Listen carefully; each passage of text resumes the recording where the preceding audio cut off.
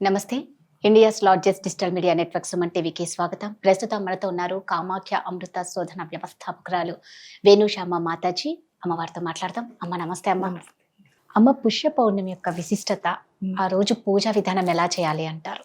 పుష్యమాసం జనరల్గా ఏంటి అంటే నార్మల్గా అందరూ చెప్పుకునేది శూన్యమాసం అని చెప్పి, పుష్యమాసాన్ని, ఆషాఢ మాసాన్ని, ఇలా కొన్ని జ్యేష్ఠ మాసాన్ని, వీటిల్ని శూన్యమాసాలు అని చెప్తారు.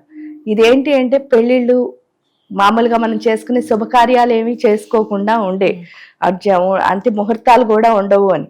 కానీ యోగపరంగా ఈ మాసాలు చాలా గొప్పవి. Gautam neuro care, brain stroke, migraine, fits, brain and spine surgeries కి బెస్ట్ న్యూరో సర్జన్. ఎంత గొప్పవి అని అంటే, ఇప్పుడు పుష్యమాసం గురించి మనం మాట్లాడుకున్నప్పుడు మనకు తొందరలోనే పుష్య పౌర్ణమి వస్తుంది.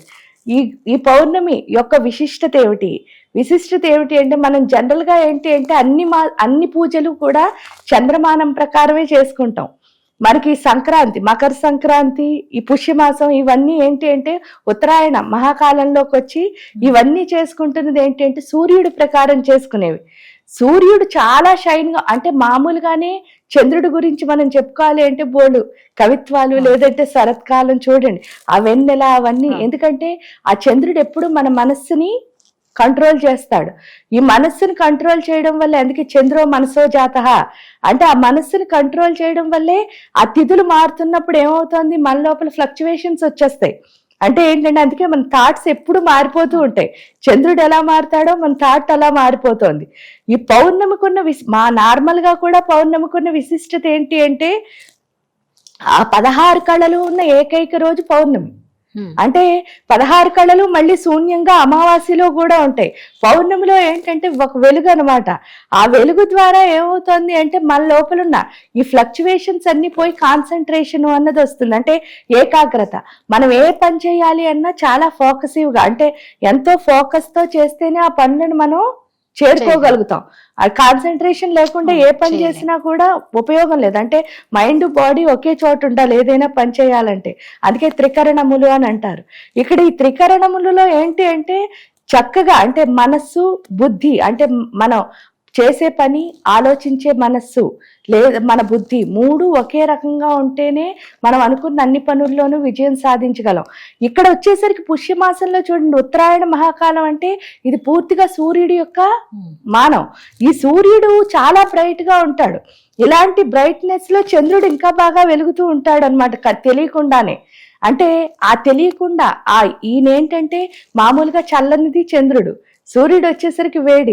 ఈ రెండు ఎప్పుడైతే కలిసాయో ఆ గోరువెచ్చదనం అన్నది ఏంటి అంటే మనలో ఉన్న ఇంబ్యాలెన్సెస్ అన్నిటినీ తీసేస్తుంది.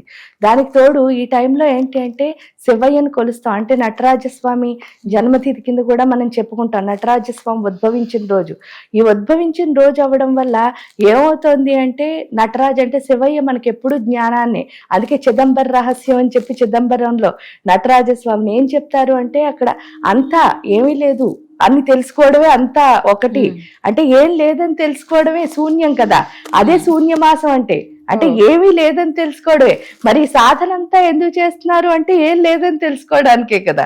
ఇక్కడికి వచ్చేసరికి ఏంటంటే ఈ పౌర్ణమి రోజు కనుక మనం చక్కగా చేస్తే ఏమవుతుంది అంటే ఏమీ లేదు అన్నదాన్ని తొందరగా చేరుకుంటాం. అది మామూలుగా ఏంటంటే చక్కగా పీఠాల్లో, ఇళ్లలో అలా చేసుకోవచ్చు. లేదంటే మన ఇంట్లోనే మనం భక్తి శ్రద్ధలతో చేసుకుంటే పర్వాలేదు.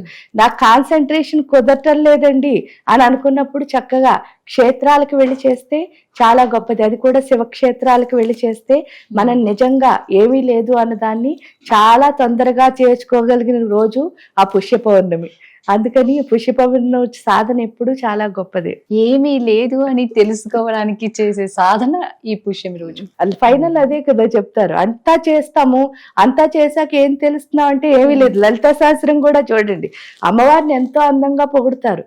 ఇంకే దేవతనైనా సరే ఫస్ట్ కాళ్ళతో మొదలెట్టి ముఖం వరకు, శిరస్సు వరకు వస్తున్నాం. కానీ లలితా సహస్రనామాలు ఒక్కటే మీరు చూస్తే ఫస్ట్ ముఖం నుంచే మొదలు పెడతాం.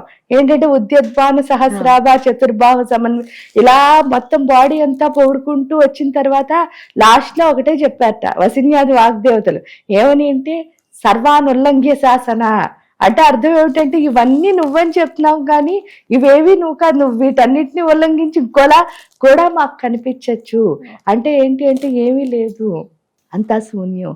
అది తెలుసుకోవడానికే ఈ పౌర్ణమికి అసలు ఉపాసన చేస్తారు. అంటే యోగపరంగా చాలా గొప్పది. అందులో ఉత్తరాయణ కాలంలో ఏం చేసినా సరే విశేష ఫలితం అని అంటారు. ఈ పౌర్ణమి ఇంకా గొప్పది. అమ్మ, మీరు క్షేత్రాలు అన్నారు కదా, ఎటువంటి క్షేత్రాలకు వెళ్తే మంచిది అంటారు? అంటే ఆధ్యాత్మికంగా గొప్ప క్షేత్రాల కింద చెప్పుకోవాలి అంటే అంటే చాలా గొప్ప ఉన్నాయి. మనకి దగ్గరలో కాలి అంటే కంచి క్షేత్రానికి వెళ్తే, ఎందుకంటే అది మోక్షప్రదమైన క్షేత్రం, కంచికి వెళ్ళొచ్చు.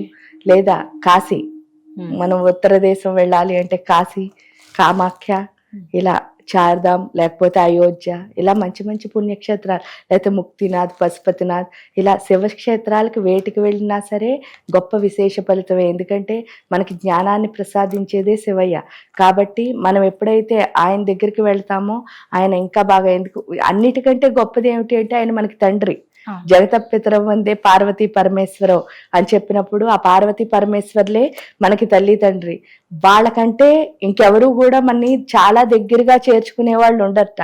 కాబట్టి ఆ తండ్రి దగ్గరికి ఎప్పుడైతే వెళ్తామో మన ఆయన తీసుకెళ్లి అమ్మ దగ్గరికి చేరుస్తాడు అని సౌందర్యలహరిలో శంకరాచార్యులు వారు రాశారు. కాబట్టి తండ్రి దగ్గరికి వెళ్తే తల్లి దగ్గరికి వెళ్తాం, తల్లి దగ్గరికి వెళ్ళడమే నిజమైన జ్ఞానం. ఎందుకంటే అక్కడికి వెళ్ళాక మనకు అర్థమయ్యేది ఏమిటి అంటే ఏమీ లేదు అంటే మళ్ళీ అందులో కూడా ఉంది. ఏముందిట అంటే చూడండి, ఇక్కడ వరకు ఎలా చూస్తాం అంటే శక్తి అంటే ఈవిడ ఎనర్జీ అనుకుంటున్నాం, జ్ఞానం అంటే ఏమనుకుంటున్నాం, శివయ్య జ్ఞానం ఆయన ఇస్తాడు, శక్తి ఈవిడిస్తుంది అనుకుంటాం. కానీ తీరా అమ్మ దగ్గరికి వెళ్ళిన తర్వాత పూర్తిగా అర్థమయ్యే విషయం ఏమిటి అంటే శివయ్యే మనకి ఎనర్జీ ఇస్తున్నాడు, ఉత్సాహాన్ని. అమ్మ ఏమిస్తుంది అంటే జ్ఞానాన్ని ప్రసాదిస్తుంది. అంటే మనకు చూడడానికి ఏమో ఒకలా కనిపిస్తుంది, కానీ దగ్గరికి వెళ్ళేసరికి ఆ స్థితి ఇంకోలా ఉంటుంది. దాన్ని మనం చేరుకునే స్థితి ఈ మాసంలో శివాశక్తులు ఇస్తారు. కాబట్టి వాళ్ళిద్దరి క్షేత్రాలు వేటికి వెళ్ళినా సరే మనకి గొప్ప ఫలితమే వస్తుంది.